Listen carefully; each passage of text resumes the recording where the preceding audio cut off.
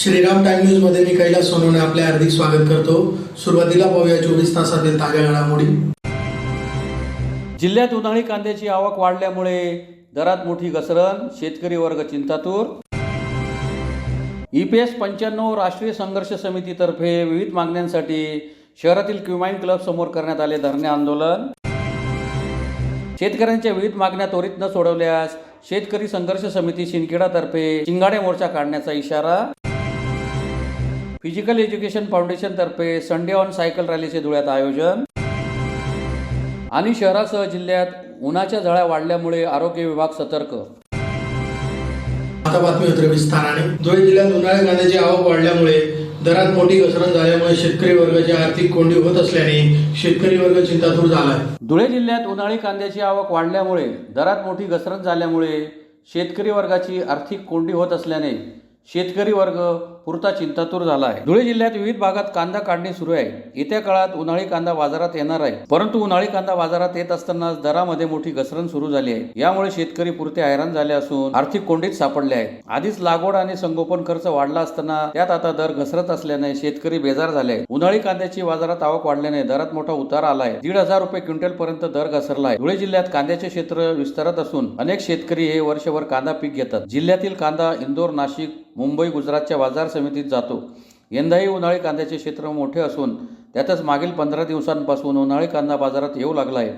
आवक अधिक असल्याने दरात उतार झाला आहे। महिन्यापूर्वी कांद्याला क्विंटलला 4,000 रुपयापर्यंत भाव मिळत होता। मागील 10 दिवसापूर्वी 2,500 रुपये क्विंटलने कांदा विकला, परंतु सध्या तर 1,600 रुपये प्रति क्विंटल दराने कांदा विकला जात आहे। यामुळे शेतकऱ्यांना मोठा आर्थिक फटका बसला आहे। केंद्र सरकारने कांद्यावरील 20% निर्यात कर संपूर्णतः मागे घेण्याचा निर्णय घेतला असला तरी कांद्याच्या दरात मोठी घसरण सुरू असल्यामुळे शेतकरी चिंतातूर झाला आहे। त्यामुळे शासनाने कांदा उत्पादक शेतकऱ्यांना भाव मिळवून देण्याची मागणी शेतकऱ्यांमधून होत आहे। माझे नाव दिनेश बटू पाटील, राहणार नगाव।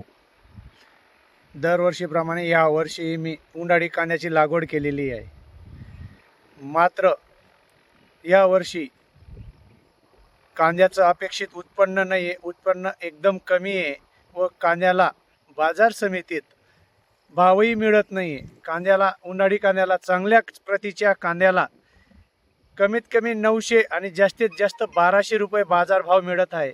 ह्या बाजारभावामध्ये शेतकऱ्याला जगावं की मरावं, शेतकऱ्याचं पोटही भरत नाही आहे आणि भुकाही मरत नाही आहे। कारण की ह्या भावामध्ये मजुरांचाही खर्च निघत नाही, खताच्याही किमती ह्या दुपटीने वाढलेल्या आहेत व मजुरांची मजुरी ही 100 ते 150 रोजापासून तर 300 ते 400 रुपये रोजापर्यंत गेलेली आहे। आणि आम्ही रात्रंदिवस या कांद्याला पूर्ण 4 ते 5 महिने पाणी भरतो व 5 महिने जे पीक आम्ही वागळवतो, कांदा एवढसा असतो, आपल्या बोटापेक्षाही कांद्याची पात लहान असते, पण त्याला एवढा करावा लागतो। त्यासाठी आम्हाला 4 ते 5 महिन्याचा कालावधी लागतो आणि त्याला दर 8 दिवसातनी 1 ते 2दा पाणी द्यावं लागतं। पण आम्ही उत्पन्न कारण मार्केट कमिटीत किंवा बाजार समितीत कांदा नेल्यावर आम्हाला अपेक्षित उत्पन्न भेटत नाही आहे। शेतात म्हणजे शेतात उत्पन्न भेटत नाही आहे, मार्केट कमिटीमध्ये भाव भेटत नाही आहे। आज शेतकऱ्याची परिस्थिती अत्यंत बिकट होत चाललेली आहे। कारण की आणि दरवेळेस आम्ही जरी कांदा, हे पाण्यावर सर्वात जास्त पाणी कांद्याला लागतं, विजेचाही जबरदस्त लपंडाव चालू आहे। वारंवार आंदोलनं करून वीज कंपनीला विद्युत पुरवठा वेळेवर करा, आम्ही रात्र आम्हाला लाईट देऊ नका, दिवसाला लाईट द्या, वारंवार वीज कंपनीला विनंती करूनही आम्हाला दिवसा लाईट भेटत नाही आहे। ऊन असो, पाऊस असो, थंडी असो, आम्हाला रात्री पिकांना पाणी द्यायला यावंच लागतंय। कारण की पिकाला जर पाणी दिलं नाही, उन्हाच्या कडाक्यात ते जळून खाक होणार आहे। म्हणून आम्हाला यावर्षी पाणी कमी आहे। पाणी कमी असल्या कारणामुळे 4 विहिरींचं पाणी टाकून आम्ही कांदे जगवतोय, पण भाव मिळत नाही। भारतीय जनता पार्टीचं 2014 पासून सरकार आलंय, त्या वेळेपासून कांद्याला, कपाशीला, हरभऱ्याला कुठल्याच गोष्टीला भाव नाही आहे। प्रभू रामचंद्र हे 14 वर्षाच्या वनवासाला गेले होते, परंतु आम्ही शेतकरी भारतीय जनता पार्टीच्या पूर्ण 16 वर्षाच्या वनवासात अटकलेलो आहे। कारण की 16 वर्ष 2029 पर्यंत आम्हाला माहिती कुठल्याच गोष्टीला भाव राहणार नाही आहे, कुठल्याच गोष्टीचा हमी भाव नाही आहे। कपाशीचं तसं आहे, कांद्याचं तसं आहे, हरभऱ्याचं तसं आहे, प्रत्येक गोष्टीला, कुठल्याच गोष्टीला आम्हाला या वर्षी भाव नाही। आमची अपेक्षित मागणी एकच आहे की कांद्याला कमीत कमी 2,000 रुपये भाव दिला गेला पाहिजे। 2,000 रुपये कांद्याला जर अपेक्षित व्यवस्थित भाव मिळाला तर आम्हाला हे कांदा परवडेल, नाही तर काहीच परवडणार नाही आहे. मागील वर्षाच्या तुलनेत कांद्याला आता पावसाळी कांद्याला घरून शेतकऱ्यांनी भांडवल टाकलेलं आहे, पैसा हा घरून टाकलेला आहे. तरी आम्हाला कांद्याला अपेक्षित ही किंमत देण्यात यावी व कांद्याला 2,000 रुपये हमी भाव देण्यात यावा. EPS 95 पेन्शनर्सना किमान 7,500 रुपये व त्यावर महागाई भत्ता मिळावा याच विविध मागण्यांसाठी EPS 95 राष्ट्रीय संघर्ष समितीतर्फे धुळे शहरातील क्युमाइन क्लब समोर धरणे आंदोलन करण्यात आले. EPS पेन्शनर्सला किमान 7,500 रुपये व त्यावर महागाई भत्ता मिळावा यासह विविध मागण्यांसाठी सोमवारी EPS 95 पेन्शनर्स तर्फे शहरातील क्युमाइन क्लब समोर धरणे आंदोलन करण्यात आले. EPS 95 राष्ट्रीय संघर्ष समितीचे राष्ट्रीय अध्यक्ष कमांडर अशोक राऊत यांच्या मार्गदर्शनात व निर्देशानुसार देशभरातील पेन्शनर्सचे आंदोलन सुरू आहे. त्या अनुषंगाने धुळ्यातही आंदोलन करण्यात आले. EPS पेन्शनर्सला किमान पेन्शन 7,500 रुपये व त्यावर महागाई भत्ता मिळावा. पेन्शनर पती पत्नीस मोफत आरोग्य सुविधा उपलब्ध करून द्यावी. उच्च न्यायालयाच्या 4 नोव्हेंबर 2022 रोजीच्या निकालानुसार उच्च पेन्शनरसाठी पात्र सभासदांना विना भेदभाव उच्च पेन्शनरचा लाभ द्यावा. पेन्शन योजना सुरू करताना अज्ञानवश जे सदस्य पेन्शन योजनेचे सदस्य होऊ शकले नाहीत त्यांना देखील सामाजिक सुरक्षा म्हणून 5,000 रुपये पेन्शन मिळावी अशा मागण्या करण्यात आल्या आहेत. या आंदोलनात EPS 95 पेन्शनर्स संघर्ष समितीचे धुळे जिल्हाध्यक्ष देवीसिंग जाधव यांच्यासह जिल्ह्यातील पदाधिकारी उपाध्यक्ष AY सोनवणे, तुकाराम मिस्त्री, JR Suryavanshi, Sanjay Patil, NG Rajput, Anil Bambare, ED Patil, Nathu मराठे, RV धनगर, दिलीप गुरव आदी सहभागी झाले होते. राष्ट्रीय संघर्ष समिती EPS 95 राष्ट्रीय संघर्ष समितीचा उत्तर महाराष्ट्र आणि धुळे जिल्ह्याचा अध्यक्ष या नात्याने आज आम्ही संघटनेच्या वतीने देशभरामध्ये आजचा दिवस जिल्हाधिकाऱ्यांना निवेदन देण्याचा आहे. गेल्या जुलै महिन्यापासून म्हणजे 2024ला नवीन संसद अस्तित्वात आल्यानंतर असंख्य खासदारांशी आम्ही प्रयत्न केलेला आहे, त्यांचे संपर्क केलेला आहे, काहींनी खुला पाठिंबा देखील दिलेला आहे. सरकारकडे राष्ट्रीय संघटनेचे अध्यक्ष आदरणीय कमांडर साहेब यांच्या असंख्य बैठका झाल्यात. पॉवर पॉईंट प्रेझेंटेशनवर आमच्या 7,500ची मागणी पूर्ण करण्यासाठी सरकारकडे पुरेसा पैसा आहे असं सगळं समजावून सांगितलं. परंतु हायर पेन्शन आणि मिनिमम पेन्शन या 2 मुद्द्यामध्ये सरकार वेळ काढून धोरण करतंय आणि या गरीब पेन्शनर्सचं पेन्शनची मंजुरी अद्यापपर्यंत मिळत नाही. आणि म्हणून सरकारचं लक्ष वेधण्यासाठी आज आपण आदरणीय जिल्हाधिकारी साहेबांच्या माध्यमातून एक निवेदन पाठवणार आहोत. आमची मागणी काय? आमची मागणी आहे की रुपये 7,500 पेन्शन आणि त्याला महागाई भत्ता मिळावा. दोघं पेन्शनर पती पत्नींना आरोग्य सुविधा मिळाव्यात. सुप्रीम कोर्टाचा जो निर्णय आहे 4/10/2016 आणि 4/11/2022 यांच्या सर्व निर्णयाची अंमलबजावणी करावी आणि हायर पेन्शनचा मुद्दा मोकळा करावा. मित्र, दुर्दैव असं की नोकरीमध्ये असताना आमचे काही मित्र संघटनेचे मेंबरच झाले नाही, त्यांनी प्रॉव्हिडंट फंड पण कापलेले, पेन्शनचे पण मेंबर नाही, परंतु त्यांची आजची परिस्थिती अत्यंत दयनीय आहे आणि म्हणून त्यांना देखील सरकारने सामाजिक सुरक्षेचं दायित्व स्वीकारत रुपये 5,000 पेन्शन द्यावं अशी प्रमुख मागणी आहे. आता सरकारकडे किती फंड आहे? 2 मिनिटात संपवतो. सरकारकडे फंड आहे 9 लाख करोडचा. दरवर्षी आपल्याला व्याज मिळतं 70,000 करोड आणि पेन्शनवर दरवर्षी सरकार खर्च करते फक्त 14,000 करोड. म्हणजे रावसाहेबांच्या म्हणण्यानुसार 20% अमाऊंट फक्त पेन्शनवर खर्च करते, मग उरलेली रक्कम गेली कुठे? म्हणून आमची मागणी की आमच्या पैशावरचं पूर्ण व्याज जरी तुम्ही आम्हाला दिलं तरी आमचं पेन्शनचं काम मागतंय. आम्हाला सरकारची भीक नको, सरकारची दया नको. सरकारने संवेदनशीलपणे या देशातील ज्येष्ठ नागरिकांचा विचार करावा यासाठी आमचा अट्टास आहे आणि म्हणून आजचं हे धरणे आंदोलन आहे. शेतकऱ्यांच्या विविध मागण्यांकडे शासनाने लक्ष देऊन त्या लवकरात लवकर सोडवाव्या, अन्यथा शेतकरी संघर्ष समिती शिंदखेडातर्फे तहसील कार्यालयावर शिंगाडे मोर्चा काढण्याचा इशारा समितीतर्फे पत्रकार परिषद घेऊन देण्यात आला. शेतकऱ्यांच्या विविध मागण्या असून त्याकडे शासन सोयीस्कर दुर्लक्ष करीत आहे. त्यामुळे शेतकऱ्यांच्या मागण्यांकडे शासनाने लक्ष देऊन प्रश्न सोडवावेत, अन्यथा शेतकरी संघर्ष समिती शिंदखेडातर्फे शिंगाडे मोर्चा काढण्याचा इशारा पत्रकार परिषद घेऊन देण्यात आला आहे. शिंदखेडा शिवारातील शेतकरी बांधवांच्या शेती कामासाठी जाणाऱ्या शेत शिवारातील रस्ते दुरुस्त करणे आणि आणि आवश्यकतेनुसार नवीन रस्ते तयार करण्यात यावे. गुरांच्या दवाखान्यात पशुसंवर्धन विभागातील कायमस्वरूपी निवासी डॉक्टर उपलब्ध व्हावा. शिंदखेडा बाजार समितीमध्ये होत असलेली शेतकऱ्यांची गैरसोय वेळीच दूर करण्यात यावी. शिंदखेडा शहरात शेतकऱ्यांना अनुदानित विहिरी मंजूर करण्यात याव्या. वरपाडे रोड लगत गुरांसाठी बांधलेले पाण्याचे हाळ 2 महिन्यांपासून बंदच आहेत. गुरांचे हाल होत असून ते पूर्ववत सुरू करण्यात यावे. आदी मागण्या पत्रकार परिषदेत करण्यात आल्या आहेत. या मागण्या 15 दिवसात मार्गी लावण्यात याव्यात, अन्यथा शेतकरी बांधवांकडून मोठ्या प्रमाणावर जन आंदोलन छेडण्याचा इशारा देण्यात आला आहे. तसेच शिंदखेडा तहसील कार्यालयावर शिंगाडा मोर्चा सुद्धा काढला जाईल असा इशाराही देण्यात आला आहे. यावेळी शेतकरी संघर्ष समितीचे चेअरमन विजय चौधरी, व्हाईस चेअरमन दिलीप भांबरे, माजी नगरपंचायत विरोधी पक्षनेते सुनील चौधरी, माजी उपनगराध्यक्ष प्रकाश देसले यांच्यासह अशोक परदेशी, गजानन भांबरे, दत्तात्रय देसले, यादव मराठे, अरुण देसले, योगेश देसले, कैलास पाटील, बन्सीलाल बोरसे, मीना पाटील, हिंदू मराठे, गणपत देसले, भगवान राजपूत, संजय बडगुजर, सचिन भांबरे यांच्यासह शेतकरी संघर्ष समितीचे सदस्य मोठ्या संख्येने उपस्थित होते. शेतकरी बांधवांनी आज ही पत्रकार परिषद उपस्थित केली होती. त्या विविध विषयावर आमची मागणी अशी आहे की शेतकऱ्यांचे जे गाळवाट संबंधी पहिला एक आमचा मुद्दा आहे की ते रस्त्यांची लवकरात लवकर रस्ते पूर्ण व्हावेत. दुसरी मागणी कृषी उत्पन्न बाजार समितीमध्ये शेतकऱ्यांसाठी सुविधा अजिबात उपलब्ध नाही आहेत, सेल नाही, पाणी नाही.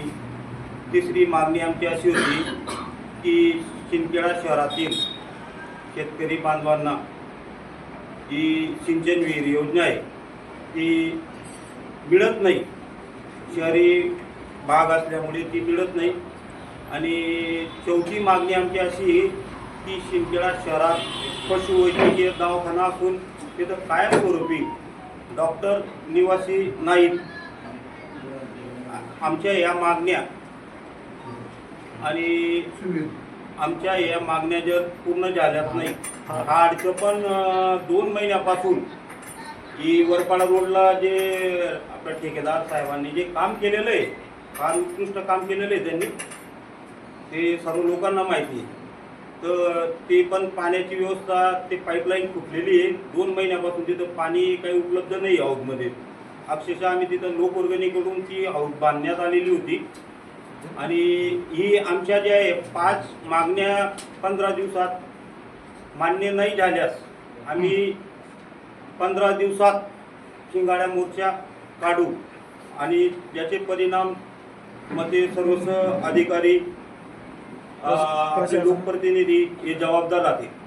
Physical education foundation of India अंतर्गत धुळे येथे रविवारी संडे ऑन सायकल रॅलीचे आयोजन करण्यात आले होते. रॅलीत सर्व स्तरातून 1200 सायकलपटूंनी सहभाग नोंदवला. Physical education foundation of India अंतर्गत धुळे येथे रविवारी संडे ऑन सायकल रॅलीचे आयोजन करण्यात आले होते. Physical education foundation of India, fit India, sports authority of India, युवा क्रीडा मंत्रालय, भारत सरकार यांच्या संयुक्त विद्यमाने भारतभर एकाच दिवशी एकाच वेळी राष्ट्रव्यापी भव्य सायकल रॅलीचे आयोजन करण्यात आले आहे. या उपक्रमाचा बहुमान महाराष्ट्रात आपल्या धुळे जिल्ह्याला मिळाला होता. वरील कार्यक्रमाचा भाग फिट इंडिया चळवळीचा एक भाग आहे, ज्याचा उद्देश देशभरात तंदुरुस्ती, टिकाऊपणा, ओबेसिटी कमी करणे आणि सक्रिय जीवनशैलीचा प्रचार करणे आहे. सदर कार्यक्रमाच्या सायकल रॅलीचा धुळे जिल्हा पोलीस अप्पर अधीक्षक किशोर काळे, माध्यमिक शिक्षण अधिकारी मनीष पवार, डॉक्टर संजय पाटील, प्राध्यापक रवींद्र निकम यांच्या हस्ते हिरवा झेंडा दाखवून प्रारंभ करण्यात आला. Sunday on cycle rally Dhule जिल्ह्यातील विविध नामवंत डॉक्टर्स, प्राध्यापक, युवा विद्यार्थी तसेच महिला मोठ्या संख्येने सहभागी झाले होते. या सायकल रॅली शहरातून 1200हून अधिक सायकलिस्टनी सहभाग नोंदवला. संडे ऑन सायकल रॅलीचे आयोजन डॉक्टर प्राध्यापक भालचंद्र मोरे, डॉक्टर बलवंत सिंग, डॉक्टर आनंद पवार, डॉक्टर प्राध्यापक भूपेंद्र मालपुरे, डॉक्टर प्राध्यापक विजय पाटील, एम के पाटील, डॉक्टर निसार हुसेन, राजेंद्र बारे, निखिल मोरे, वरुण त्यागी, रोहित निकम आदींनी केले होते. कार्यक्रमाचे सूत्रसंचालन अमित गोराने यांनी केले. कार्यक्रमाला प्रकाश पाटील, मोहनीश साने, यश मासोळे, विशाल गवळी यांचे सहकार्य लाभले. संडे ऑन सायकल हा उपक्रम महाराष्ट्र राज्यात धुळे जिल्ह्यामध्ये राबवण्यात आला. या उपक्रमासाठी physical education and sports, Sai आणि खेल मंत्रालय यांच्या संयुक्त विद्यमाने हा उपक्रम धुळे जिल्ह्यात राबवण्यात आला. ह्या उपक्रमाचा उद्देश म्हणजे ओबेसिटी कमी करणे, शारीरिक क्षमता वाढवणे, याच्यासाठी सायकलिंग करावी असा हा उद्देश भारत सरकारने समोर ठेवून आजचा हा दिवस निवडला. यामध्ये धुळे शहरातून जवळजवळ 200 ते 300 लोकांनी सहभाग घेतला आणि हा सायकलिंगचा आजचा संडे ऑन सायकल हा दिवस योग्य पद्धतीने या ठिकाणी राबवण्यात आला. आजच्या या दिवशी आजपासून पुढे दर रविवारी विद्यार्थ्यांनी व वयस्कर लोकांनी सायकल चालवावी. ज्यांना गुडघ्याचा त्रास आहे, ज्यांचं पोट पुढे आलेलं आहे, अशा लोकांनी सायकलिंग केली तर शरीरासाठी योग्य आहे आणि कुठल्याही वयाच्या माणसाने सायकलिंग केलेलं शरीरासाठी योग्य असतं. म्हणून सायकलिंग करावी आणि दर रविवारी याच पद्धतीने आता धुळे शहरातून सायकलिंगचा ग्रुप हा तयार झालेला आहे आणि तो यापुढे दर रविवारी सायकलिंग करेल. धुळे शहरासह जिल्ह्यात उन्हाच्या झळा वाढल्यामुळे आरोग्य विभाग सतर्क झाला असून आरोग्य विभागातर्फे जिल्हा रुग्णालय व प्रत्येक प्राथमिक आरोग्य केंद्रात उष्माघात कक्षाची स्थापना करण्यात आली आहे. धुळे शहरासह जिल्ह्यात तापमानात वाढ झाल्यामुळे आरोग्य विभागातर्फे जिल्हा रुग्णालय व प्रत्येक प्राथमिक आरोग्य केंद्रात उष्माघात कक्षाची स्थापना करण्यात आली असल्याची माहिती डॉक्टर रवींद्र सोनवणे यांनी दिली आहे. जिल्ह्यात सध्या उन्हाच्या झळा वाढल्या असून कमाल तापमान 38 अंशावर गेले आहे. तसेच पुढील 2 महिने पारा अधिक वाढणार आहे. यामुळे जिल्हा आरोग्य विभाग सतर्क झाला आहे. आरोग्य विभागाने प्रत्येक प्राथमिक आरोग्य केंद्रात उष्माघात कक्षाची स्थापना केली आहे. दरवर्षी एप्रिल ते जून महिन्यात उष्माघाताचा प्रादुर्भाव होतो. जिल्ह्यात कमाल तापमान 38 अंशावर पोहोचले आहे. उष्माघात टाळण्यासाठी नागरिकांनी काळजी घेण्याचे आवाहन आरोग्य विभागाने केले आहे. उन्हाळ्याच्या काळात तापमानामुळे होणाऱ्या उष्माघातासारख्या समस्येवर तातडीने उपचार करण्यासाठी धुळे शहरातील जिल्हा रुग्णालयात उष्माघात कक्ष तयार करण्यात आला आहे. तसेच प्रत्येक प्राथमिक आरोग्य केंद्रातही उष्माघात कक्षाची स्थापना करण्यात आली असल्याची माहिती डॉक्टर रवींद्र सोनवणे यांनी दिली. मी डॉक्टर रवी सोनवणे, अतिदक्षता विभाग प्रमुख, भूलतज्ञ वर्ग 1, जिल्हा रुग्णालय धुळे. आमच्या इथे जिल्हा रुग्णालय धुळे येथे उष्माघात कक्ष स्थापन झाला असून जिल्हा शल्यचिकित्सक डॉक्टर दत्ता देगावकर यांच्या मार्गदर्शनाखाली आमची पूर्ण व्यवस्था सज्ज असून त्यामध्ये नर्सिंग स्टाफ, वैद्यकीय अधिकारी, कर्मचारी सर्व साधनसामग्रीसहित सज्ज असून उष्माघाताचे येणारे रुग्ण हाताळण्यास सर्व यंत्रणा सुसज्ज आहे. ज्यामध्ये उष्माघात कक्षामध्ये आमच्याकडे जवळपास 10 बेड्स असून पेशंट्स हँडल करण्यासाठी मल्टीपॅरा मॉनिटर्स, ऑक्सिजन, कृत्रिम श्वासाचं मशीन म्हणजे ventilators, ORS सॅचेट्स, IV fluids, emergency drugs याचा पुरेसा साठा असून कुठलीही आपत्ती आल्यास आम्ही ती हाताळण्यास पूर्णपणे सज्ज आहोत. तरी धुळे जिल्ह्यातील नागरिकांना नम्र आवाहन करतो की उष्माघाताचे लक्षणं असलेले जर रुग्ण आढळलेच, उदाहरणार्थ उलटी, मळमळ, चक्कर, अशक्तपणा जाणवणे अशी काही लक्षणं जाणवल्यास तात्काळ जिल्हा रुग्णालयातील अतिदक्षता विभाग येथे संपर्क साधावा. तिथे तुम्हाला उष्माघात कक्षात ॲडमिट करून पूर्ण व्यवस्था करण्यात येईल याची ग्वाही मी देतो आणि धुळे जिल्ह्यातील नागरिकांनी याचा लाभ घ्यावा ही नम्र विनंती. पुन्हा एक नजर ठळक घडामोडींवर. जिल्ह्यात उन्हाळी कांद्याची आवक वाढल्यामुळे दरात मोठी घसरण, शेतकरी वर्ग चिंतातूर. EPS 95 राष्ट्रीय संघर्ष समितीतर्फे विविध मागण्यांसाठी शहरातील क्युमाइन क्लब समोर करण्यात आले धरणे आंदोलन. शेतकऱ्यांच्या विविध मागण्या त्वरित न सोडवल्यास शेतकरी संघर्ष समिती शिंदखेडातर्फे शिंगाडे मोर्चा काढण्याचा इशारा. फिजिकल एज्युकेशन फाउंडेशन तर्फे संडे ऑन सायकल रॅलीचे धुळ्यात आयोजन. आणि शहरासह जिल्ह्यात उन्हाच्या झळा वाढल्यामुळे आरोग्य विभाग सतर्क. याचबरोबर श्रीराम टाइम न्यूजची बातमीपत्र संपली. दिवसभरातील ताज्या घडामोडींसाठी पाहत राहा श्रीराम टाइम न्यूज. व्हिडिओ पुढील प्रसारणात. तोपर्यंत नमस्कार.